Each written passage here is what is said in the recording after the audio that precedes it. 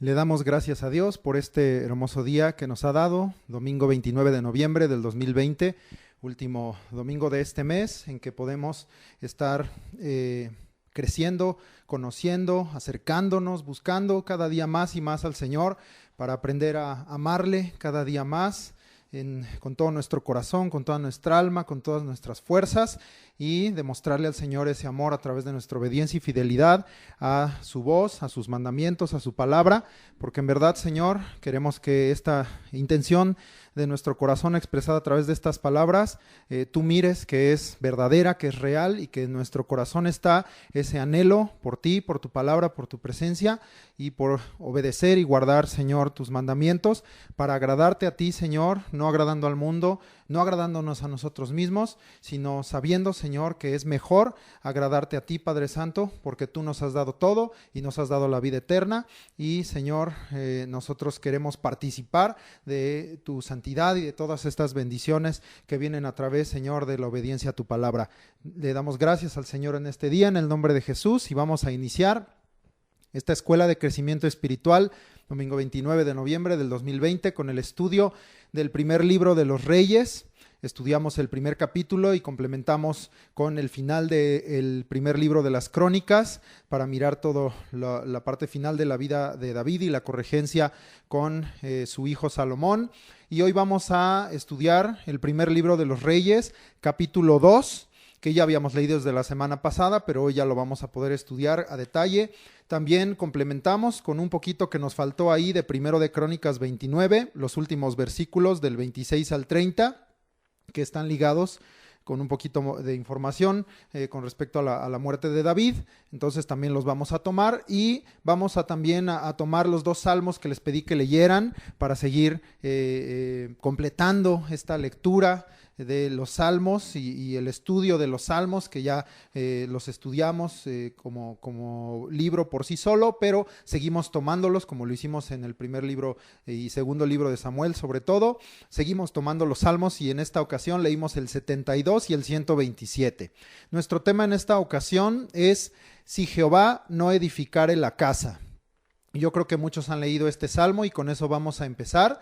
Y verás la importancia de este tema: si Jehová no edificare la casa. Vamos a iniciar con la lectura del Salmo 127. Entonces les ruego, por favor, vamos a tomar ese salmo a manera de introducción para nuestra clase, que me acompañes a leer el Salmo 127. Leemos todos juntos. Dice que es un cántico gradual para Salomón, y dice este salmo: si Jehová no edificare la casa, en vano trabajan los que la edifican. Si Jehová no guardare la ciudad, en vano vela la guardia. Por demás es que os levantéis de madrugada y vayáis tarde a reposar, y que comáis pan de dolores, pues que a su amado dará Dios el sueño. He aquí, herencia de Jehová son los hijos, cosa de estima el fruto del vientre, como saetas en mano del valiente, así son los hijos habidos en la juventud. Bienaventurado el hombre que llenó su aljaba de ellos, no será avergonzado cuando hablare con los enemigos en la puerta. Este es el Salmo 127. Hemos aprendido que la mejor herencia que podemos dejar a nuestros hijos es la herencia espiritual, la que solamente viene de Dios el Padre por medio de nuestro Señor Jesucristo. También hemos entendido que para poder heredar, nosotros necesitamos primeramente ser receptores de la herencia. Dios nos está buscando, Dios nos está llamando para que volvamos a Él y recibamos de Él herencia entre los santificados, para que participemos de su reino, de su gracia y de todas las bondades, favores y bendiciones que el cumplimiento de las promesas de Dios trae a nuestras vidas. Dios tiene preparada herencia eterna para nosotros, y en el tiempo que Él nos permita estar en este mundo, también tiene herencia terrenal, conforme a su voluntad, para todos aquellos que le amamos. Iniciamos el día de hoy esta clase leyendo el Salmo 127, para que podamos continuar aprendiendo de la sabiduría dada por Dios a David, al rey David, y que éste, como padre y como rey, transmitió a Salomón como su hijo y futuro rey de Israel. El aprendizaje al leer este Salmo 127 para mí es inmediato. Sin Dios, nada somos. Sin Dios nada podemos y sin Dios nada tenemos. Si queremos que nuestra casa sea edificada, necesitamos al Señor, porque sabemos que Él es arquitecto, formador, hacedor y constructor. Todas estas palabras están expresadas en la Biblia con respecto a Dios. Sabemos que Él es todo esto, arquitecto, formador, hacedor y constructor, y necesitamos al Señor para que Él nos dé los recursos, para que Él nos guíe en la edificación y para que podamos finalmente tener una casa sólida, establecida sobre la roca que es Jesucristo, edificada y sobreedificada en la sana doctrina contenida solamente en las Escrituras, y una casa que permanecerá, porque todo aquel que confía en Dios y todo aquel que hace su voluntad permanecerá para siempre. Aunque la enseñanza de este salmo tenía una instrucción para las funciones de Salomón como rey, ya que sabemos que él tendría que edificar la casa de Jehová con los materiales y con los planos que David le había dado, y empieza diciéndole que si Jehová no edificara la casa, pues en vano sería el trabajo de los que la edifican. Aunque la enseñanza tenía una instrucción directa para las funciones de Salomón como rey, la enseñanza espiritual es superior. ¿Y cuál es esta? Dios quiere que nos acerquemos a Jesucristo, piedra viva, preciosa y escogida por Dios, y que nosotros seamos también piedras vivas, casa espiritual y sacerdocio santo, para que seamos entonces, con el fundamento que es Cristo y nosotros como piedras vivas siendo edificados correctamente, seamos edificio de Dios. Segunda de Corintios 5:1 dice lo siguiente, Segunda de Corintios 5:1, porque sabemos que si nuestra morada terrestre, este tabernáculo, se deshiciere, tenemos de Dios un edificio, una casa no hecha de manos, eterna en los cielos. Segunda de Corintios 5:1. El propio Salmo 127 nos enseña también que tenemos en Dios nuestro guardador, porque dice la parte B del primer versículo, si Jehová no guardare la ciudad, en vano vela la guardia. Tenemos en Dios nuestro guardador, que así como un guardia o un centinela son puestos para vigilar la ciudad, sin la protección, refugio y fortaleza de Dios, en realidad es como si nosotros estuviéramos desnudos y desprotegidos. Eso es lo que nos hace entender esta parte del Salmo. Cualquier esfuerzo que nosotros hagamos es válido y aún puede tener alguna trascendencia en esta tierra, pero para que nuestra vida verdaderamente trascienda y sea guardada, necesitamos estar refugiados bajo las alas del Altísimo, bajo la sombra del Omnipotente, y como dice la palabra, que nuestra vida esté escondida en Cristo, en Dios. De nueva cuenta, entonces, entendemos y llegamos a la misma idea con la que iniciábamos este comentario del Salmo 127. De nueva cuenta, sin Dios, en realidad, nada somos, nada podemos y nada tenemos. Finalmente, este salmo nos habla de la bendición de los hijos. Y sí, en verdad, los hijos son una bendición por sí mismos. Dice ahí que son herencia de Jehová. Son una bendición porque son fuerza y son motivación a la vida de sus padres. Pero la mayor bendición es que los hijos son la nueva oportunidad para declarar, para enseñar y para transmitir herencia acerca de quién es Dios, de quién es Jesucristo y de quién es el Espíritu Santo, acerca de las Escrituras y de la sana doctrina y de toda la verdad que está contenida en ellas, y de encadenar generaciones con herencia de bendición que sigan pregonando la justicia y la salvación de Dios que es en Jesucristo hasta que Dios determine el fin de este mundo. Esa es la gran bendición que hay en los hijos y la gran oportunidad de transmitir esa herencia de generación en generación, anunciando la grandeza, la potencia, la salvación, el amor, la gracia y el perdón que solamente hallamos en Dios y en Jesucristo. Vamos con esta pequeña introducción con el Salmo 127, seguimos hablando de la herencia y de toda esta sabiduría que David le transmitió a Salomón. Vamos a la lectura del primer libro de los Reyes, capítulo 2. Leemos ahorita solamente versículos 1 al 4. Primero de Reyes 2, 1 al 4. Llegaron los días en que David había de morir, y ordenó a Salomón su hijo diciendo: Yo sigo el camino de todos en la tierra, esfuérzate y sé hombre. Guarda los preceptos de Jehová tu Dios, andando en sus caminos y observando sus estatutos y mandamientos, sus decretos y sus testimonios, de la manera que está escrito en la ley de Moisés, para que prosperes en todo lo que hagas y en todo aquello que emprendas, para que confirme Jehová la palabra que me habló diciendo: Si tus hijos guardaren mi camino, andando delante de mí con verdad, de todo su corazón y de toda su alma, jamás, dice, faltará a ti varón en el trono de Israel. David continúa la instrucción para Salomón. En estos primeros versículos le habla como padre y le da ordenanza. Y vamos a ver cuáles fueron estas ordenanzas que David le dio a Salomón como su padre. 1. Aprende a depender de Dios. Esa es la primera enseñanza. Aprende a depender de Dios.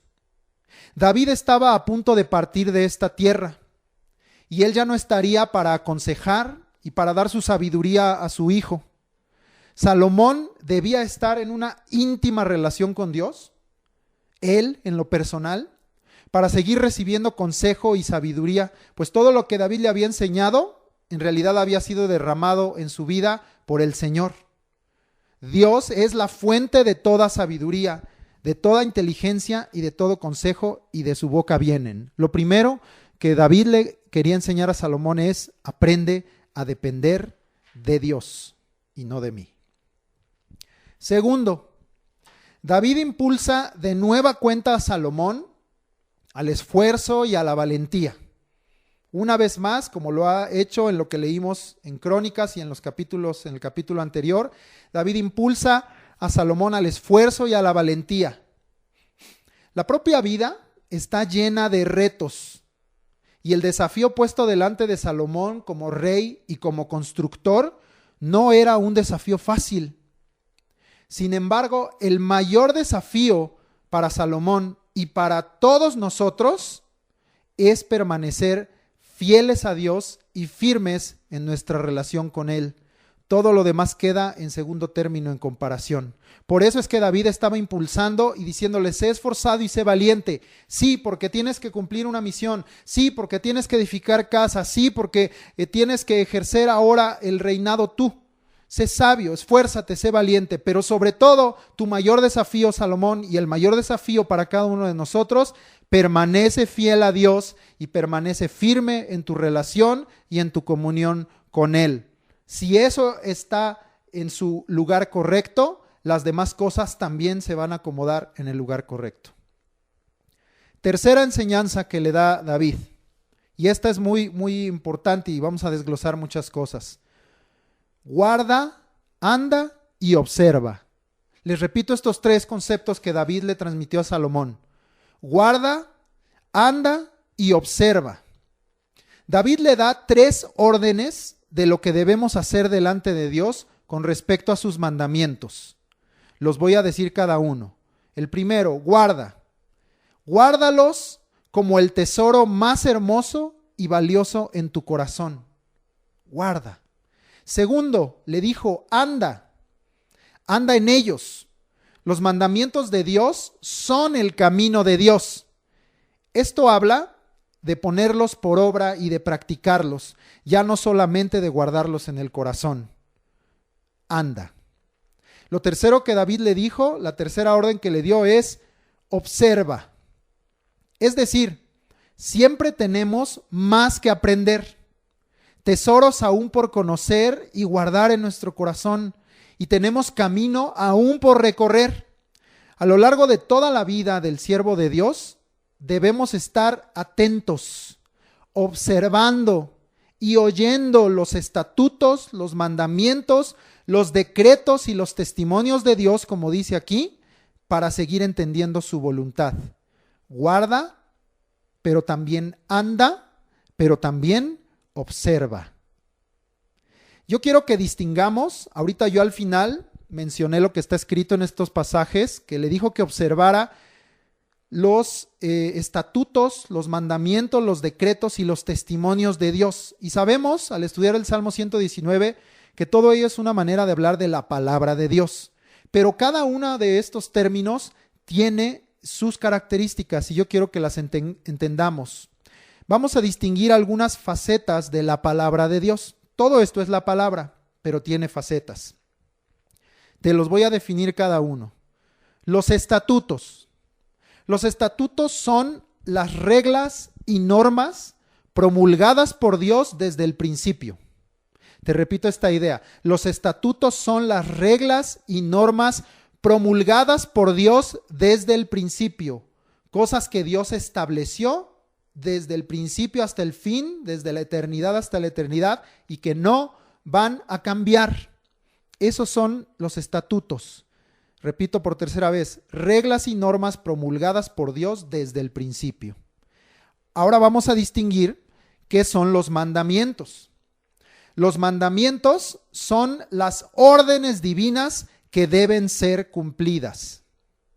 Repito, los mandamientos son las órdenes divinas que deben ser cumplidas.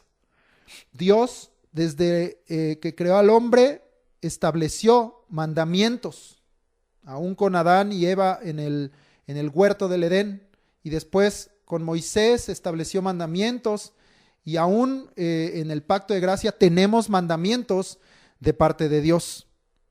Entonces, a diferencia de los estatutos, que es algo que está establecido, promulgado por Dios desde el principio, los mandamientos son órdenes divinas que en cualquier momento Dios nos puede dar. Están contenidas en su palabra, pero Dios puede hablarnos, expresarnos mandamientos para nuestra vida en situaciones particulares. Entonces, esto lo hago para distinguir que los mandamientos, en cualquier momento Dios nos puede dar un mandamiento. Por supuesto que la palabra profética más completa y que contiene todos los mandamientos de Dios, pues es la palabra. Pero me refiero que muchas veces en nuestra vida en lo particular, Dios nos da un mandamiento en particular que debemos cumplir o que debemos llevar a cabo para una situación específica. Entonces, ¿qué espera Dios de nosotros? Solamente, como yo dije, que sean cumplidos. Los estatutos son cosas que ya quedaron determinadas. A lo mejor las cumples, a lo mejor no las cumples, pero de todos modos van a suceder o se van a cumplir o van a ser como Dios dijo porque ya las estableció. Son reglas y normas que Dios ya dejó establecidas. Pero en los mandamientos Dios está buscando, probando nuestro corazón y buscando la obediencia. Porque tú sabes, y hemos estudiado y tenemos testimonio, que Él dio mandamientos a su pueblo, pero no todos los mandamientos fueron cumplidos por su pueblo. Entonces Dios lo que está buscando a través de los mandamientos, de estas órdenes divinas, es que se cumplan, que se obedezcan. Esa es la característica de un mandamiento. Vamos a ver el tercero, los decretos. Este para mí fue interesante porque yo lo entendía diferente. Los decretos son los veredictos y sentencias, sean favorables o desfavorables, pronunciados por el juez justo. Entonces los decretos, en alguna también situación en particular en donde Dios interviene para juzgar las cosas y determinar una sentencia o un veredicto, como dije, favorable o desfavorable, pero finalmente el juez justo determina una cosa y juzga una cosa, eso es un decreto. Cuando Dios ha juzgado y por causa de ese juicio dado una sentencia o un veredicto final. Eso son los decretos. Finalmente, los testimonios. Los testimonios son las declaraciones que han quedado grabadas para siempre. El mayor testimonio que tenemos, pues evidentemente es la palabra de Dios. El Antiguo Testamento, el Nuevo Testamento, todo lo que Dios nos ha dejado escrito es el mayor testimonio y Dios mismo es testigo, el Padre, el Verbo, el Espíritu Santo, de todas las cosas. Y ellos dan testimonio. Entonces, para que quede otra vez clara la idea, los testimonios son las declaraciones que han quedado grabadas para siempre. Son cosas que ya quedaron firmes, grabadas, como si las escribieras en piedra y ya no serán quitadas y permanecen precisamente como testigos, o valga la redundancia, como testimonios. Muy bien, entonces les dejo estas 4 facetas que están ahí escritas. Todas estas le dijo, y seguimos dentro del tercer consejo: guarda, anda y observa los estatutos, los mandamientos, los decretos y los testimonios de Dios, para que tú puedas seguir, Salomón y cada uno de nosotros, entendiendo cuál es la voluntad de Dios. Cuarto punto en esta enseñanza de David a Salomón. Estos primeros 4 versículos tenían mucho contenido doctrinal. Todo esto que acabamos de ver, las otras 3 consejos que le dio David a Salomón, todo esto tiene un resultado: prosperar en todo lo que hagas y en todo lo que emprendas. Fíjate cuál es la bendición y el resultado de hacer todo esto que está arriba: prosperar en todo lo que hagas y en todo lo que emprendas. Yo creo que todos deseamos eso, pero algunos malentienden esta bendición y creen que, así lo pongo entre comillas, haga lo que haga, Dios me va a bendecir. Fíjate lo que muchos piensan, malentienden esta bendición y creen que haga lo que haga, Dios me va a bendecir. No es así, no es eso lo que dice la palabra, no es de esa forma, sino cómo es. Fíjate, es un proceso. El que piensa en la palabra de Dios y entonces decide conforme a la palabra de Dios, y entonces habla y hace todas las cosas en la palabra de Dios, ese será prosperado en todo lo que haga y emprenda. No el que diga haga lo que haga. Malentienden esta bendición, malentienden estas promesas de parte de Dios. Es como la cita en Romanos y dicen: todas las cosas ayudan a bien a los que aman a Dios. Y dicen, entonces pues yo puedo hacer perdón la palabra, un papalote de mi vida y tomar malas decisiones y de todos modos me va a ayudar para bien. No es así, porque dice la propia frase que acabo de decir de Romanos: todas las cosas ayudan a bien a los que aman a Dios. Y Jesucristo dijo: el que me ama, mi palabra guardará. Por lo tanto, todas las cosas ayudan a bien a los que guardan la palabra, porque ahí está manifestado el amor de Dios en ti y en mí. Entonces, te repito, no malentiendas, no es haga lo que haga, Dios me va a bendecir, no es así, sino que tienes que guardar el proceso que David le dijo a Salomón. Piensa, medita, reflexiona, conoce la palabra de Dios. Entonces, decide conforme a la palabra de Dios que aprendiste. Y entonces, habiendo tomado una decisión, un camino, habla y haz todas las cosas en la palabra de Dios. El que haga eso, ese será prosperado en todo lo que haga y emprenda. Quinta cosa que David le da por ordenanza a Salomón.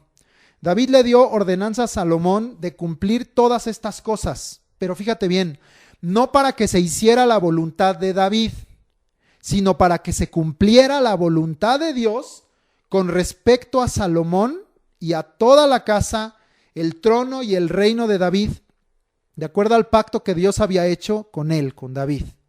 Entonces, todas estas ordenanzas, David no le estaba enseñando, haz mi voluntad, ni siquiera lo que veremos ahorita más adelante con respecto a la gente que pudieran ser enemigos para Salomón y para su trono. No le estaba diciendo, haz mi voluntad. O si se lo estaba diciendo, le estaba diciendo David, mi voluntad es que hagas la voluntad de Dios. Si te puedo expresar mi voluntad como padre, es que quiero que hagas la voluntad de Dios. Si me has de obedecer en algo, obedéceme en hacer la voluntad de Dios. Eso es lo único que David le estaba pidiendo a Salomón. En realidad él estaba diciendo, quiero que cumplas la voluntad de Dios con respecto a ti mismo, con respecto a tu casa, con respecto al trono en que Jehová te ha sentado, con respecto al reino que Dios te ha entregado, de acuerdo al pacto que Dios había hecho conmigo. Aquí hay al final un elemento descrito que es el que amalgama todo. Es decir, es el que hace que se cumplan las cosas y que logra que Dios se agrade y que Dios sea glorificado. ¿Cuál es este? Dice ahí el versículo 4 a la mitad, que todo esto debe ser hecho con verdad. de todo nuestro corazón y de toda nuestra alma. Te lo repito, ¿qué es lo que hace perfecto todo esto, estos consejos que David le había dado y que entonces traerá ese cumplimiento y esa bendición en nuestras vidas? Que sea hecho con verdad de todo nuestro corazón y de toda nuestra alma. Te lo dejo en 4 frases. Dios todo lo ve. Dios no puede ser burlado. Dios recompensa al justo. Temamos a Dios. Eso es lo que David finalmente le enseñó a Salomón. Vamos ahora a continuar la lectura en el primer libro de los Reyes, capítulo 2, versículos del 5 al 9. Leemos en la palabra. Ya sabes tú lo que me ha hecho Joab, hijo de Sarvia, lo que hizo a 2 generales del ejército de Israel, a Abner, hijo de Ner, y a Amasa, hijo de Jeter, a los cuales él mató derramando en tiempo de paz la sangre de guerra y poniendo sangre de guerra en el talabarte que tenía sobre sus lomos y en los zapatos que tenía en sus pies. Tú pues harás conforme a tu sabiduría, no dejarás descender sus canas al Seol en paz. Mas a los hijos de Barzillai Galaadita harás misericordia, que sean de los convidados a tu mesa, porque ellos vinieron de esta manera a mí cuando iba huyendo de Absalón tu hermano. También tienes contigo a Simei, hijo de Gera, hijo de Benjamín de Bahurim, el cual me maldijo con una maldición fuerte el día que yo iba a Mahanaim. Mas él mismo descendió a recibirme al Jordán, y yo le juré por Jehová diciendo, yo no te mataré a espada. Pero ahora no lo absolverás, pues hombre sabio eres, y sabes cómo debes hacer con él, y harás descender sus canas con sangre al Seol. David ahora da instrucciones específicas a Salomón para el inicio de la administración de su reino. Instrucciones de carácter político, de acuerdo a la experiencia y al conocimiento previo de David acerca de cómo estaban las cosas en Israel, en Jerusalén, y en particular con respecto a una serie de personajes que aún lo rodeaban a David y que estaban cerca de Salomón y que estarían cerca de Salomón cuando David partiera de la tierra. Algunos con buenas intenciones y otros no tanto. Vamos a ver el caso de cada uno. Primero, Joab. El general del ejército, Joab, tenía antecedentes de violencia y de homicidio. Él había asesinado a Abner, general de Saúl, en desconocimiento total de David, como venganza por la muerte en batalla de su hermano Asael, recordarás. También el general Joab había dado muerte junto con sus hombres a Absalón, hijo de David, desobedeciendo la orden de guardar la vida del joven. Y en estos mismos hechos, posteriormente, asesina a Amasa, a quien David le había respetado la posición de general en lugar de Joab. Y también esto lo hizo en desconocimiento del rey David. En el homicidio de ambos generales, me refiero a el general Abner y al general Amasa, David no había dado la orden, por lo cual esa sangre derramada debía ser vengada, para que fuera quitado todo derramamiento injusto de sangre del trono de David y del trono de Salomón. Tampoco olvidemos que Joab se adhirió recientemente a Adonías en el intento de tomar el trono de David y de no permitir que Salomón tomara esa posición. Joab tenía que morir. Segundo personaje que está aquí descrito, Barzillai Galaadita. Habla de los hijos de este varón, entendiendo, porque sabemos que era un varón de edad, que probablemente ya había muerto.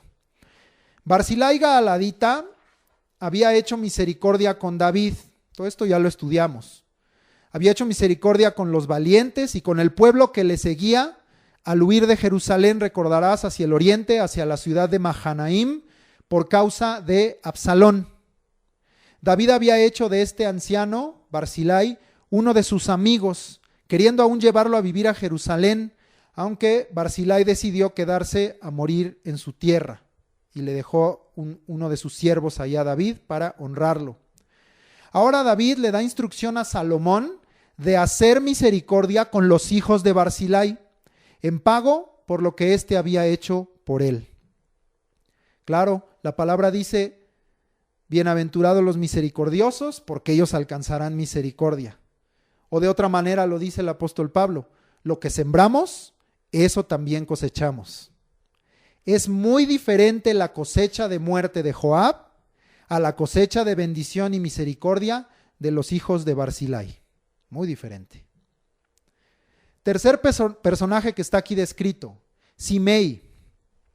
Este personaje, recordarás, en la huida de David hacia el desierto, también por causa de Absalón, fue en este mismo tiempo, siendo este Simei pariente de Saúl, sale al encuentro de David para maldecirle y lo maldice grandemente y le avienta piedras y le avienta tierra a él y a sus hombres, porque dice ahí que lo consideraba un hombre sanguinario y perverso. Más adelante, cuando David vuelve a Jerusalén, Simei entonces baja a recibirlo cuando cruza el río y le pide clemencia a David, reconociendo su pecado y rogando que no lo matara. David le dice a Simei que no moriría en ese día. Pero ahora leemos que le advierte a Salomón de esta persona, Simei, y le dice a Salomón que en su sabiduría se encargue de este asunto y no lo deje vivir. Ya veremos, y lo leeremos hoy mismo, que Salomón encontrará una manera sabia y justa para hacerlo. Pero vamos a continuar leyendo. Primero de Reyes, capítulo 2, versículos 10 al 12. Dice la palabra de Dios: Y durmió David con sus padres y fue sepultado en su ciudad. Los días que reinó David sobre Israel fueron 40 años. 7 años reinó en Hebrón y 33 años reinó en Jerusalén. Y se sentó Salomón en el trono de David su padre, y su reino fue firme en gran manera. David entonces muere. Hasta aquí llega la gran historia del rey David. David muere y es sepultado en su ciudad. De aquí en adelante, todos los reyes de Judá, es decir, toda la descendencia de David, serán sepultados en el mismo lugar, en la ciudad de David, su padre. La cita hace un breve recuento de su reinado en cuanto a tiempo y dice que consistió de 40 años, 7 años en Hebrón y 33 años en Jerusalén. Bueno, en realidad fueron 7 años y 6 meses en Hebrón, de acuerdo al primer libro de las Crónicas, capítulo 3, versículo 4. Entonces reinó 7 años y medio, 7 años 6 meses en Hebrón y 33 años en Jerusalén. Aunque la cita no lo dice, entendemos que David vivió entonces 70 años, ya que en 2 de Samuel 5:4 dice que David tenía 30 años cuando comenzó a reinar. Entonces, pues si reinó 40, entendemos que David vivió 70 años. Salomón, quien ya estaba en una corregencia con su padre, que ya esto lo explicamos la vez pasada, y habiendo sido confirmado y ungido por el pueblo, aún en 2 ocasiones dice que lo invistieron delante de Jehová, lo ungieron, lo confirmaron. Entonces, a la muerte de su padre, Salomón se sienta en el trono de David y es afirmado, dice aquí, su reino en gran manera. Vamos a leer la cita, el pedacito que nos faltó del primer libro de las Crónicas, 29, versículos 26 al 30. Ahí es paralelo, nos narra la muerte del rey David. Con eso termina el primer libro de las Crónicas. Vamos a leerlo, primero de Crónicas 29, del 26 al 30.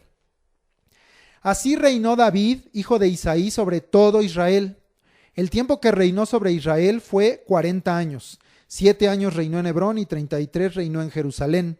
Y murió en buena vejez, lleno de días, de riquezas y de gloria, y reinó en su lugar Salomón su hijo. Y los hechos del rey David, primeros y postreros, están escritos en el libro de las Crónicas de Samuel vidente, en las Crónicas del profeta Natán y en las Crónicas de Gad vidente, con todo lo relativo a su reinado y su poder y los tiempos que pasaron sobre él y sobre Israel y sobre todos los reinos de aquellas tierras. Esta segunda cita narra de manera similar la muerte del rey David, pero nos añade algunos detalles.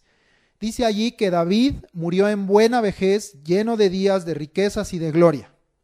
No es de extrañar que Salomón escribiera más adelante en la colección de los Proverbios que largura de días y años de vida y paz te aumentarán si no nos olvidamos de la ley de Dios y nuestro corazón guarda sus mandamientos. Es un testimonio que Salomón recibió de su propio padre y de la vida de su padre. La cita también, esta cita de Crónicas, nos añade que todos los hechos del rey David quedaron plasmados en 3 libros, en las Crónicas de Samuel Vidente, en las Crónicas del profeta Natán y en las Crónicas de Gad Vidente. Existe la posibilidad de que estos 3 libros sean lo que hoy conocemos como primero y segundo de Samuel. Existe la posibilidad, ya que la muerte de Samuel está descrita desde el primer libro de Samuel, capítulo 25, versículo 1. En primero de Samuel 25, 1, antes de que termine el propio primer libro de Samuel, está narrada la muerte de Samuel. Sin embargo, continuó la escritura en el primero y en el segundo libro de Samuel. Estos 2 libros continúan narrando todos los hechos del rey David, como dice aquí, primeros y postreros, como lo testifica la cita que leímos. Por eso digo que existe la posibilidad que estos 3 libros en su conjunto sean lo que hoy conocemos como primero y segundo de Samuel. Pero bueno, esos son los detalles que nos añade esta cita de primero de Crónicas 29 con respecto a la muerte del rey David. Regresamos a Reyes. Vamos a leer lo que resta de este capítulo, y quiero leerlo de corrido desde el versículo 13 hasta el 46, para entonces ya después ir tomando pues por secciones o por personajes cada una de las enseñanzas que tenemos aquí. Entonces vamos a leer ahorita completo para tener toda la idea de lo que sucedió. David le dio todos estos consejos a nivel espiritual, pero también a nivel político a Salomón. Muere David, Salomón ahora es el único y legítimo rey de Israel, ungido, puesto por Jehová. Es afirmado su reino, pero vamos a ver cómo fue afirmado el reino, cuáles fueron esas primeras acciones para que no hubiera lugar a dudas de que Salomón era el rey sobre Israel.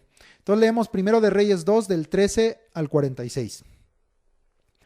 Entonces Adonías, hijo de Hagit, vino a Betsabé, madre de Salomón, y ella le dijo: ¿Es tu venida de paz? Él respondió: sí, de paz. Enseguida dijo: una palabra tengo que decirte. Y ella dijo: di. Él dijo: tú sabes que el reino era mío, y que todo Israel había puesto en mí su rostro para que yo reinara. Mas el reino fue traspasado y vino a ser de mi hermano, porque por Jehová era suyo. Ahora yo te hago una petición, no me la niegues. Y ella le dijo: habla. Él entonces dijo: yo te ruego que hables al rey Salomón, porque él no te lo negará, para que me dé a Abisag sunamita por mujer. Y Betsabé dijo: bien, yo hablaré por ti al rey. Vino Betsabé al rey Salomón para hablarle por Adonías. Y el rey se levantó a recibirla y se inclinó ante ella y volvió a sentarse en su trono e hizo traer una silla para su madre, la cual se sentó a su diestra. Y ella dijo: una pequeña petición pretendo de ti, no me la niegues. Y el rey le dijo: pide, madre mía, que yo no te la negaré. Y ella dijo: dese a Abisag sunamita por mujer a tu hermano Adonías. El rey Salomón respondió y dijo a su madre: ¿por qué pides a Abisag sunamita para Adonías? Demanda también para él el reino, porque él es mi hermano mayor y ya tiene también al sacerdote Abiatar y a Joab, hijo de Sarbia. Y el rey Salomón juró por Jehová diciendo: así me haga Dios y aún me añada, que contra su vida ha hablado Adonías estas palabras. Ahora pues vive Jehová, quien me ha confirmado y me ha puesto sobre el trono de David mi padre, y quien me ha hecho casa como me había dicho, que Adonías morirá hoy. Entonces el rey Salomón envió por mano de Benaía, hijo de Joiada, el cual arremetió contra él y murió. Y el rey dijo al sacerdote Abiatar: vete a Anatot, a tus heredades, pues eres digno de muerte, pero no te mataré hoy, por cuanto has llevado el arca de Jehová el Señor delante de David mi padre, y además has sido afligido en todas las cosas en que fue afligido mi padre. Así echó Salomón a Abiatar del sacerdocio de Jehová, para que se cumpliese la palabra de Jehová que había dicho sobre la casa de Elí en Silo. Y vino la noticia a Joab, porque también Joab se había adherido a Adonías, si bien no se había adherido a Absalón. Y huyó Joab al tabernáculo de Jehová y se asió de los cuernos del altar, y se le hizo saber a Salomón que Joab había huido al tabernáculo de Jehová y que estaba junto al altar. Entonces envió Salomón a Benaía, hijo de Joiada, diciendo: Ve y arremete contra él. Y entró Benaía al tabernáculo de Jehová y le dijo: El rey ha dicho que salgas. Y él dijo: No, sino que aquí moriré. Y Benaía volvió con esta respuesta al rey diciendo: Así dijo Joab y así me respondió. Y el rey le dijo: Haz como él ha dicho, mátale y entiérrale, y quita de mí y de la casa de mi padre la sangre que Joab ha derramado injustamente. Y Jehová hará volver su sangre sobre su cabeza, porque él ha dado muerte a 2 varones más justos y mejores que él, a los cuales mató a espada sin que mi padre David supiese nada: a Abner, hijo de Ner, general del ejército de Israel, y a Amasa, hijo de Jeter, general del ejército de Judá. La sangre pues de ellos recaerá sobre la cabeza de Joab y sobre la cabeza de su descendencia para siempre, mas sobre David y sobre su descendencia y sobre su casa y sobre su trono habrá perpetuamente paz de parte de Jehová. Entonces Benaía, hijo de Joiada, subió y arremetió contra él y lo mató, y fue sepultado en su casa en el desierto. Y el rey puso en su lugar a Benaía, hijo de Joiada, sobre el ejército, y a Sadoc puso el rey por sacerdote en lugar de Abiatar. Después envió el rey e hizo venir a Simei y le dijo: Edifícate una casa en Jerusalén y mora ahí, y no salgas de allí a una parte ni a otra, porque sabe de cierto que el día que salieres y pasares el torrente de Cedrón, sin duda morirás, y tu sangre será sobre tu cabeza. Y Simei dijo al rey: La palabra es buena, como el rey mi señor ha dicho, así lo hará tu siervo. Y habitó Simei en Jerusalén muchos días. Pero pasados 3 años aconteció que 2 siervos de Simei huyeron a Aquis, hijo de Maaca, rey de Gat, y dieron aviso a Simei diciendo: He aquí que tus siervos están en Gat.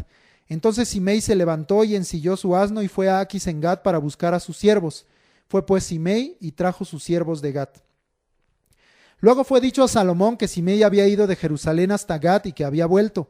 Entonces el rey envió e hizo venir a Simei y le dijo: ¿No te hice jurar yo por Jehová y te protesté diciendo: El día que salieres y fueres acá o allá, sabe de cierto que morirás? Y tú me dijiste: La palabra es buena, yo la obedezco. ¿Por qué pues no guardaste el juramento de Jehová y el mandamiento que yo te impuse? Dijo además el rey a Simei: Tú sabes todo el mal, el cual tu corazón bien sabe que cometiste contra mi padre David. Jehová pues ha hecho volver el mal sobre tu cabeza. Y el rey Salomón será bendito, y el trono de David será firme perpetuamente delante de Jehová. Entonces el rey mandó a Benaía, hijo de Joiada, el cual salió y lo hirió y murió. Y el reino fue confirmado en la mano de Salomón.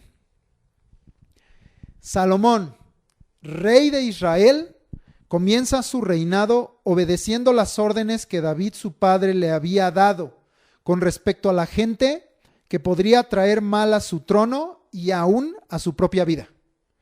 La cita comienza narrándonos que Adonías, personaje que había quedado un poco de lado en la historia, al saber de la muerte de David, aparece de nueva cuenta. Recordemos que Salomón le había perdonado la vida en su momento y solamente lo había mandado a su casa cuando Adonías se había asido a los cuernos del altar para pedir que no lo matara. Sin embargo, también recordemos que Salomón había hablado sabiamente al decir que si Adonías había hecho bien, su vida sería guardada, pero que si había hecho mal, sus propios hechos lo juzgarían y habría de morir. Vemos en este pasaje precisamente los hechos que el propio Adonías desencadenó y que lo llevarían finalmente a su muerte. Adonías viene a Betsabé.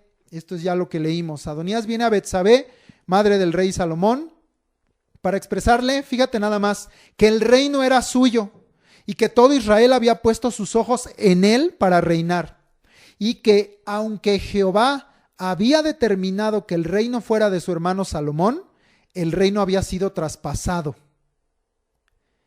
Es increíble al grado al que puede llegar la soberbia y la avaricia de una persona de cuestionar lo que Dios ha determinado y expresar que aunque Dios haya hecho de esa manera, Él tiene la verdad.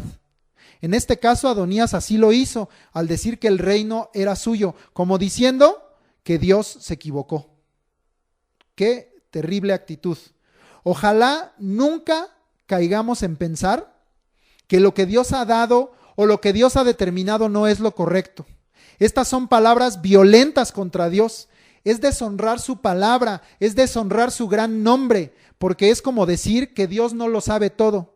Es como decir que Dios no juzga las cosas correctamente, o es como decir que Dios no es bueno o que Dios no es justo.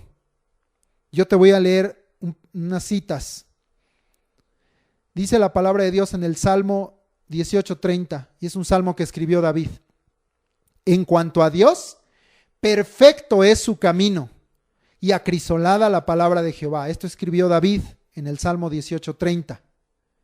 También dice la palabra, Él es la roca cuya obra es perfecta, porque todos sus caminos son rectitud. Dios de verdad y sin ninguna iniquidad en Él, es justo y recto.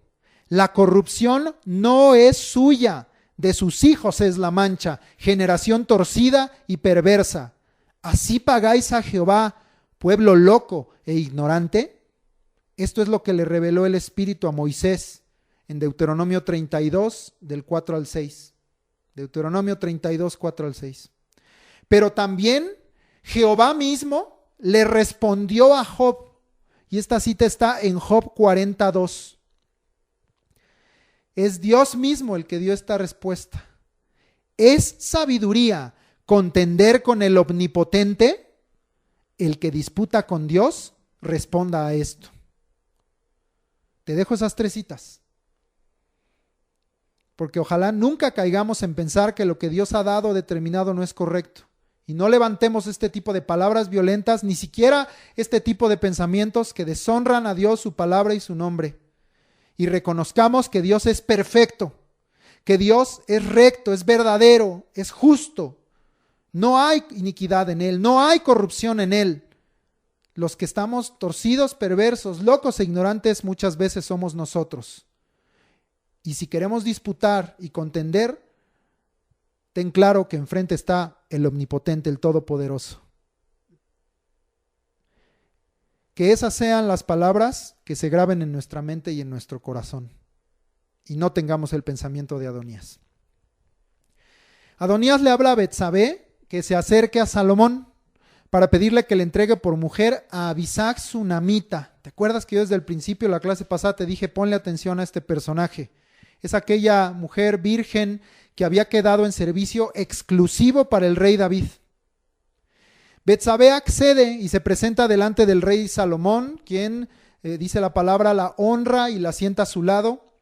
Betsabé le presenta la petición de Adonías a Salomón. Sin embargo, de inmediato Salomón discierne y con la sabiduría que Dios le había dado, entiende que la intención real de Adonías era irse acercando o ganando derechos dentro de la casa real para hacerse del trono que le correspondía a Salomón. Abisag, esta mujer Abisag sunamita, era contada como una de las mujeres que servían o que habían servido a David. Y yo quiero que entiendas que en estos tiempos, hacerla su mujer significaría adquirir un derecho o una herencia de parte de su padre. El rey Salomón conoció el corazón de su hermano mayor al oír estas palabras. Él no oyó lo que le dijo a Betsabé de que él pensaba que el reino era suyo, pero al oír esta petición entendió, conoció, discernió el corazón de su hermano mayor. Salomón se molesta con su madre Betsabé por la petición y le dice que si ahora también le pedirá el reino, porque Adonías dice, pues ya tiene con él al sacerdote Abiatar y ya tiene con él al general del ejército Joab. Esta petición desató en realidad el cumplimiento de las instrucciones de parte de David para que Salomón se encargara de sus enemigos o rivales más cercanos. En lugar de Adonías lograr lo que quería, tomar a esta mujer y quizá de esa forma reclamar el trono, reclamar el reino, y teniendo todavía de su lado, de acuerdo a lo que dice aquí Salomón, a Abiatar y a Joab, desató lo contrario. Desató que Salomón empezara a cumplir las instrucciones que David le había dejado con respecto a sus enemigos o a sus rivales más cercanos o a aquellos que pudieran poner en riesgo su trono, su reinado sobre Israel. Salomón considera que estas palabras significaban la muerte de Adonías. Salomón creía celosamente que su trono era firme y que su trono estaba confirmado de parte de Jehová, por lo tanto, él quitaría cualquier amenaza al mismo. El rey entonces envía a Benaía, hijo de Joiada, quien había sido hasta el final fiel a David su padre, y lo envía a que mate a Adonías, y así lo hizo. Aquí termina la vida de Adonías, hijo de David. Miramos ahora un segundo personaje, el sacerdote Abiatar. En cuanto al sacerdote Abiatar, quien evidentemente lo había traicionado, Salomón lo manda llamar, lo manda acercarse y lo envía a su heredad, le dice en Anatot, es decir, le perdona la vida, ya que considera que este varón, el sacerdote Abiatar, no era digno de muerte por dos razones. Primero, era quien había llevado el arca de Jehová delante del rey David. Salomón tenía un respeto por el ministerio que este varón había ejercido. Y segundo, porque dice que Abiatar había sido afligido en todas las cosas que David, su padre, también lo había sido.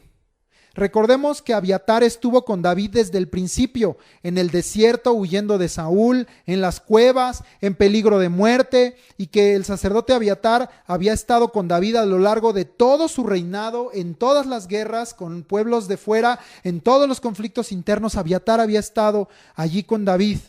Por eso es que parece increíble la terriblemente mala decisión que Abiatar tomó al final de la vida de David, traicionándolo a él y traicionando a Salomón, pero sobre todo traicionando la voluntad de Dios, porque él como sacerdote sabía que David era el ungido y que Salomón era el escogido. Pero así tuvo que ser, ya que había una palabra de Dios en contra de la casa del sacerdote Elí. Recuerda, el sacerdote Elí, al principio, en el primero de Samuel, es aquel sacerdote que ministraba delante de Jehová cuando Samuel era niño, al que le dejaron, Ana le dejó a Samuel allí para que lo criara y para que le enseñara a servir, porque Ana había entregado a Jehová a ese niño que le había dado a Samuel. Es aquel sacerdote que ministraba cuando Samuel era un niño. Pero había habido una palabra de Dios en contra de su casa, de que sería quitada su descendencia del sacerdocio para siempre, por causa de haber hollado los sacrificios de Dios. Recuerda que tomaban de las ollas del sacrificio para sí mismos, y de haber, dice ahí, si tú lees la cita en 1 de Samuel 2, ahorita les digo los versículos, dice también de haber honrado más a sus hijos que a Jehová. Este fue el pecado de Elí, haber honrado más a sus hijos que a Jehová, habiendo despreciado a Jehová y habiéndolo tenido en poco. Esto está en primer libro de Samuel 2, versículos 27 al 36. Había pasado ya mucho tiempo de ello. Sin embargo, recuerda y teme a Dios, que cuando Dios algo ha hablado, voy a usar la palabra correcta por lo que expliqué hace rato, cuando Dios algo ha decretado, se cumple.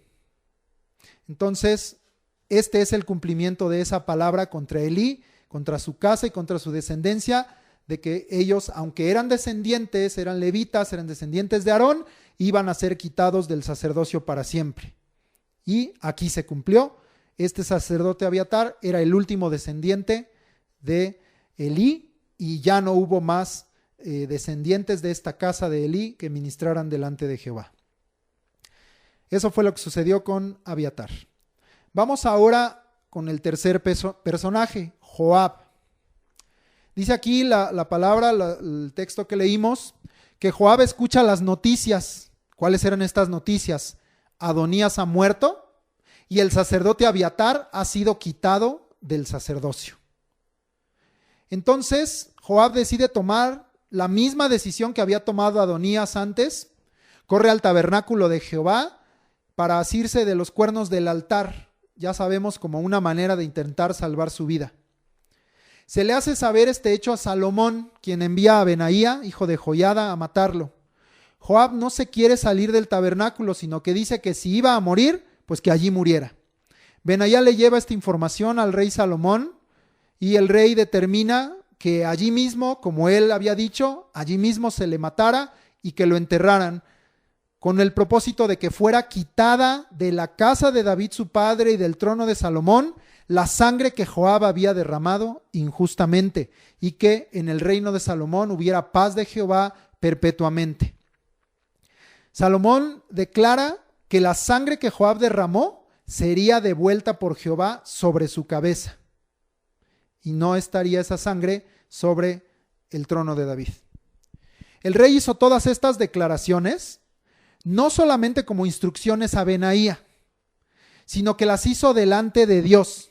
¿Por qué digo esto? Porque lo que el rey Salomón buscaba es que su trono, el trono que Dios le había otorgado, estuviera limpio de culpas, estuviera limpio de sangre derramada injustamente, y que, como te dije, sobre su casa y sobre su trono hubiera perpetuamente paz de parte de Jehová. No eran solo instrucciones políticas, sino tenían que ver con agradar a Dios, o que su reinado, su trono, su casa, y como la cabeza de Israel, Dios se agradara de ellos. Recuerda, este es un acto similar a lo que había hecho David su padre con respecto a la venganza de los gabaonitas que leímos en 2 de Samuel sobre la casa de Saúl. Recuerda que Saúl los había casi exterminado y ellos en venganza le pidieron que le diera 7 descendientes de Saúl a los gabaonitas para ahorcarlos. Y entonces este acto que vemos ahorita de parte del rey Salomón, pues es un acto similar a lo que había hecho David con respecto a la venganza, insisto, de los gabaonitas sobre la casa de Saúl antes de él. Precisamente David lo hizo para que esa sangre que Saúl había derramado injustamente no quedara sobre su trono y sobre su casa de David.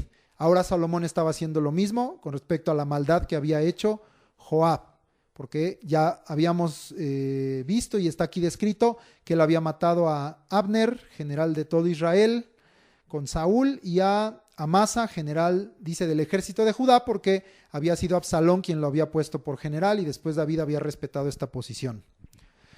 Entonces, bueno, Benaía sube de nuevo al tabernáculo y mata a Joab. Aquí termina la historia del gran general Joab, quien, dice la palabra, fue sepultado en su casa en el desierto. Vamos ahora al cuarto personaje, Simei. Ahora corresponde el turno a Simei, aquel benjamita que maldijo a David.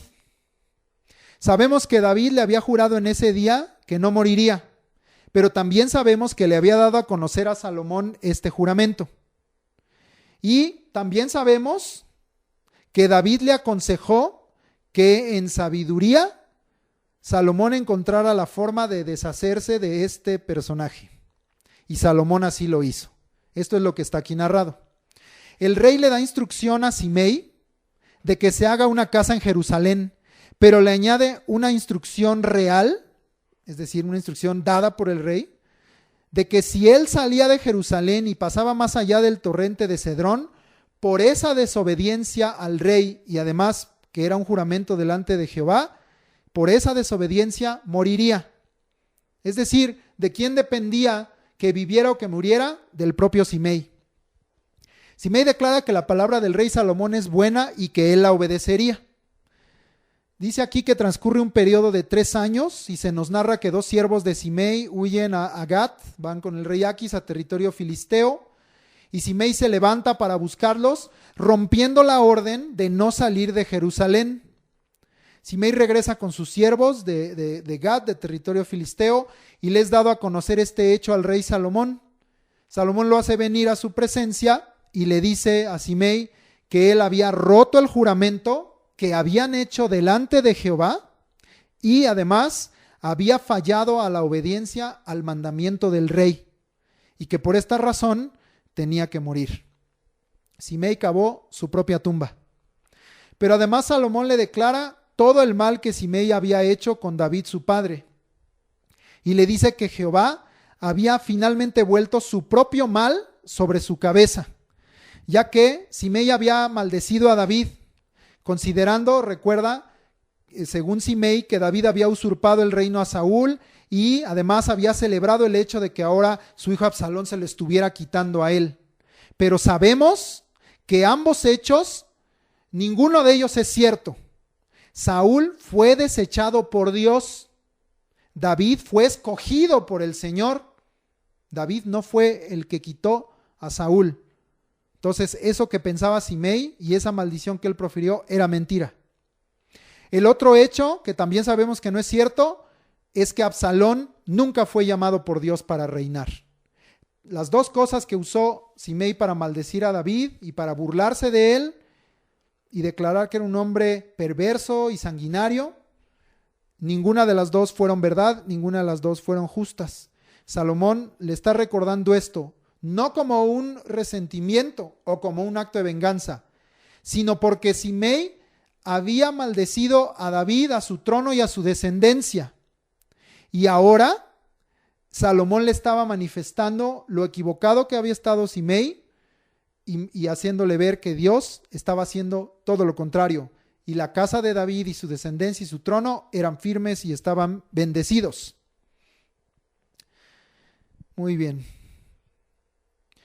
También quiero recordar el hecho que David le había pedido a Dios que tuviera misericordia de él. ¿Recuerda cuando Simei lo maldecía? David le había pedido a Dios, Dios, ten misericordia de mí. Escucha, Señor, porque a lo mejor es justa esta maldición, pero yo te ruego, ten misericordia, perdóname, si así he sido, y vuelve sus maldiciones en bien y en bendición para conmigo y para con mi casa. David le había pedido eso a Dios. Vuelve sus maldiciones en bendiciones para con nosotros. Salomón confirmaba que eso que David había pedido, así había sido, porque declara que por el contrario de lo que Simei había dicho y las maldiciones que le había dicho a David, el rey Salomón le dice, será bendito, y el trono de David será firme perpetuamente delante de Jehová. Las maldiciones de Simei se volvieron de parte de Dios, bendiciones y bien para David y para su casa. El rey envía a Benaía a herir y a matar a Simei. Y con estos hechos fue confirmado el reino en manos de Salomón. Todos estos hechos que leímos ahorita, vimos 4 personajes, vimos con respecto a Adonías, a Abiatar el sacerdote, a Joab el general y finalmente a este Simei de Benjamín. Y al ser quitado toda esta gente, se quitaba el riesgo de una traición, de una rebelión, de una conspiración. Quedan claro también que no quedan huecos en la casa de Israel ni en el sacerdocio, porque ahí leímos que fue puesto en lugar de Joab por general del ejército Joiada, que había sido el valiente que había permanecido fiel a David y que había aquí apoyado a Salomón. Ahora dije Joiada, Benaía hijo de Joiada, discúlpame, Benaía hijo de Joiada, este valiente, ahora es el que queda como general del ejército con Salomón. Y tampoco el sacerdocio quedó vacío, porque el sacerdote Sadoc es nombrado, y ya habíamos leído en Crónicas, es ungido delante de Dios para ser el sacerdote en lugar de Abiatar. Todos estos hechos confirman el reino en manos de Salomón. Dios afirmó en todo ello y en todas estas circunstancias el reino de Salomón. Quiero concluir esta clase, así como usé de introducción el Salmo 127. Quiero ahora que leamos el Salmo 72 y lo quiero usar como conclusión. Vamos a leerlo primero y concluyo con los comentarios. Salmo 72, como puedes leer, dice ahí, para Salomón. Oh Dios, da tus juicios al rey y tu justicia al hijo del rey. Él juzgará a tu pueblo con justicia y a tus afligidos con juicio. Los montes llevarán paz al pueblo y los collados justicia. Juzgará a los afligidos del pueblo, salvará a los hijos del menesteroso y aplastará al opresor. Te temerán mientras duren el sol y la luna de generación en generación. Descenderá como la lluvia sobre la hierba cortada, como el rocío que destila sobre la tierra. Florecerá en sus días justicia y muchedumbre de paz hasta que no haya luna. Dominará de mar a mar y desde el río hasta los confines de la tierra. Ante él se postrarán los moradores del desierto y sus enemigos lamerán el polvo. Los reyes de Tarsis y de las costas traerán presentes. Los reyes de Sabá y de Seba ofrecerán dones. Todos los reyes se postrarán delante de él, todas las naciones le servirán. Porque él librará al menesteroso que clamare, y al afligido que no tuviere quien le socorra. Tendrá misericordia del pobre y del menesteroso, y salvará la vida de los pobres. De engaño y de violencia redimirá sus almas, y la sangre de ellos será preciosa ante sus ojos. Vivirá, y se le dará del oro de Sabá, y se orará por él continuamente, todo el día se le bendecirá. Será echado un puñado de grano en la tierra, en las cumbres de los montes, su fruto hará ruido como el Líbano, y los de la ciudad florecerán como la hierba de la tierra. Será su nombre para siempre, se perpetuará su nombre mientras dure el sol. Benditas serán en él todas las naciones, lo llamarán bienaventurado. Bendito Jehová Dios, el Dios de Israel, el único que hace maravillas. Bendito su nombre glorioso para siempre, y toda la tierra sea llena de su gloria. Amén y amén. Aquí terminan las oraciones de David, hijo de Isaí. Este salmo, en su último versículo, nos hace entender que fue escrito a manera de oración delante de Dios por el rey David, con el propósito de ser escudriñado por su hijo, el rey Salomón. En su contexto podemos encontrar muchas instrucciones para que el reino de Salomón fuera recto delante de Dios. David lo instruye a reinar con juicio y justicia, mirando por el afligido y trayendo paz al pueblo y por toda la nación. También le hace gran énfasis en mirar por el menesteroso y detener a los opresores. David era un gran conocedor de la ley de Dios dada a Moisés y la amaba. No solo la conocía, sino que la amaba. Por eso procuró cumplirla en todos sus días. Y como muchas veces se lo dijo en su consejo a Salomón, David deseaba que también él, como hijo y como rey, conociera, guardara, amara y viviera los mandamientos que Dios les había dado. El Salmo prosigue hablando de todas las bendiciones que vendrían a Salomón como rey si él obedeciera a las primeras instrucciones. ¿Cuáles son estas bendiciones? Su pueblo y todos los pueblos alrededor le temerían, y ese temor permanecería de generación en generación a los reyes que así también guardaran las palabras de Dios. Sería un reino de justicia y de paz, un reino que dominaría de mar a mar y del río a los confines de la tierra, un reino en el cual se cumpliría la posesión plena y total de la tierra que Jehová le había prometido a Abraham para su descendencia. Ante este reino se postrarían todos sus enemigos, y los reinos de la tierra lo honrarían con dones y presentes y sirviéndole. Pero dice aquí ¿por qué? Porque el rey justo daría testimonio a todos de lo que es un reino conforme a la voluntad de Dios.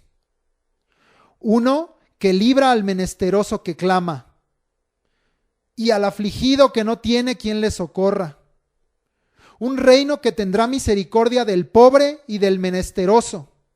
Un reino que salvará la vida de los pobres, redimiendo su alma del engaño y de la violencia. La parte final del Salmo describe que un reino de esta calidad será bendito, pues dice ahí, vivirá, se orará por él continuamente y todo el día se le bendecirá.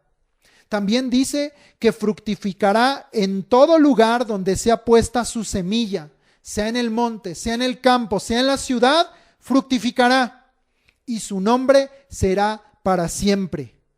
Y todas las naciones serán benditas en él y lo llamarán bienaventurado. Es indudable que este salmo 72 tiene un gran contenido profético. Primero, en un cumplimiento medianero en el propio reino del rey Salomón, de quien aprenderemos a lo largo de las próximas clases que se cumplieron muchas de estas cosas.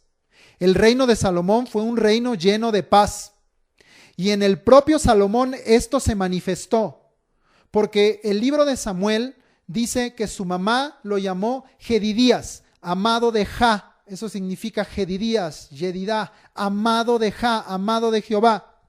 Pero el libro de las Crónicas dice que antes de que naciera Salomón, Dios le habló a David y le dijo: vas a tener un hijo, el cual edificará casa en mi nombre y lo llamarás Salomón. Esta paz se manifestó aún en el propio Salomón, porque su nombre, puesto por Dios, significa pacífico, y así fue su reino.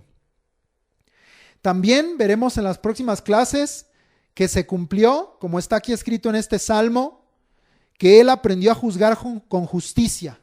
Veremos, por ejemplo, el caso de las dos mujeres rameras que disputaban ser la madre del mismo hijo y cómo él con sabiduría resolvió esto y con justicia. También vamos a ver, como aquí dice, y se cumplió esta palabra profética en el reino de Salomón, que en verdad vinieron de Tarsis a servirle y vinieron de Sabá a traerle presentes. Y todas las naciones alrededor se admiraban de la grandeza y de la riqueza de su reino, pero sobre todo de la sabiduría de Salomón, de la cual también aprenderemos. Igualmente, como dice aquí en este salmo, la extensión del reino de Israel en tiempos de Salomón fue la mayor, incluyendo el dominio de territorios que con Saúl y con David no habían sido conquistados o plenamente dominados. Por eso dice aquí, de mar a mar y desde el río hasta los confines de la tierra. Sin embargo, miramos todos estos cumplimientos proféticos en Salomón y en su reino, mientras él permaneció obediente a Dios y a su palabra. Sin embargo, también es indudable, y yo sé que tú sentiste esto en tu corazón al leer este salmo, es indudable que el cumplimiento profético perfecto de todas estas palabras, de las palabras de este salmo de David, es solamente en el reino eterno de Jesucristo. Un reino que consiste de justicia, gozo y paz en el Espíritu Santo. Un reino en el que somos bienaventurados los pobres en espíritu, los que lloramos y los que tenemos hambre y sed de justicia, porque nuestro clamor es escuchado y es respondido. Un reino en el cual hay salvación y redención para nuestras almas. Un reino de vida y de bendición. Un reino que permanecerá para siempre y un nombre que será perpetuamente bendecido, delante del cual vendrán todas las naciones y le adorarán. El reino del Rey justo, Jesucristo. Bendito Jehová Dios, el Dios de Israel, el único que hace maravillas. Bendito su nombre glorioso para siempre, y toda la tierra sea llena de su gloria. Amén y amén. Gloria a Dios. Con esto terminamos la enseñanza este día de la Escuela de Crecimiento Espiritual. Si Jehová no edificare la casa. Ahora que sea entonces nuestro ruego, Señor, ven y edifica tú la casa. Gloria a Dios. Gracias, Señor. Vamos a ver que para la próxima semana, vamos a dejar de tarea en primer libro de los Reyes, los capítulos 3 y 4. Vamos a procurar estudiarlos. Yo creo que en esta ocasión sí, por su contenido y su longitud, yo creo que sí podremos estudiarlos los dos. Entonces quedan de tarea estos dos, primero de Reyes, capítulo 3 y capítulo 4. Para la próxima semana, esto es lo que vamos a estar estudiando. Y ahora vamos, por favor, al aprendizaje de los textos. Prepárate, ve recordando las citas, recuerda que ya aprendimos de Juan, estamos también en Hechos, Y vamos a ponernos todos de pie, todos juntos, para repetir todo esto que hemos venido aprendiendo con respecto al bello, hermoso Espíritu Santo de Dios que está aquí con nosotros. Honra al Espíritu Santo declarando estas palabras. La cita nueva fue Hechos 1:8. Todos juntos, por favor, declaramos Hechos 1:8. Pero recibiréis poder cuando haya venido sobre vosotros el Espíritu Santo, y me seréis testigos en Jerusalén, en toda Judea, en Samaria y hasta lo último de la tierra. Hechos 1:8. Y repasamos la cita de Juan 16:13. Y esta son 2 semanas que la hemos aprendido, espero que ya la tengamos firme. Dice la palabra de Dios, Juan 16:13. Pero cuando venga el Espíritu de verdad, Él os guiará a toda la verdad, porque no hablará por su propia cuenta, sino que hablará todo lo que oyere y os hará saber las cosas que habrán de venir. Juan 16:13. Gloria a Dios. Ahora vamos a la nueva cita, está en Hechos capítulo 10, versículos 42 y 43. Ubicamos en nuestras Biblias, en el libro de los Hechos del Espíritu Santo, Hechos 10, versículos 42 y 43. Gloria a Dios. Leemos todos juntos. Hechos 10, 42 y 43. Y nos mandó que predicásemos al pueblo y testificásemos que Él es el que Dios ha puesto por juez de vivos y muertos. De este dan testimonio todos los profetas, que todos los que en Él creyeren recibirán perdón de pecados por su nombre. Hechos 10, 42 y 43. Muy bien. Entonces esas son las tareas que quedan esta semana. Primer libro de los Reyes, capítulo 3 y 4 y de los textos de aprendizaje de las Sagradas Escrituras, Hechos 10, 42 y 43 y de repaso, Hechos 1, 8. Que el Señor te bendiga grandemente en este día. Este es el día que hizo Jehová. Nos gozaremos, nos alegraremos en él. Bendice al Señor, ora en todo tiempo. Bendice su nombre, alábale, adórale y rinde tu vida, tu corazón, todo tu ser delante del Señor. Él es Dios y Él es digno de toda la gloria y la alabanza, hoy y por los siglos de los siglos, en el nombre de Jesús. Amén.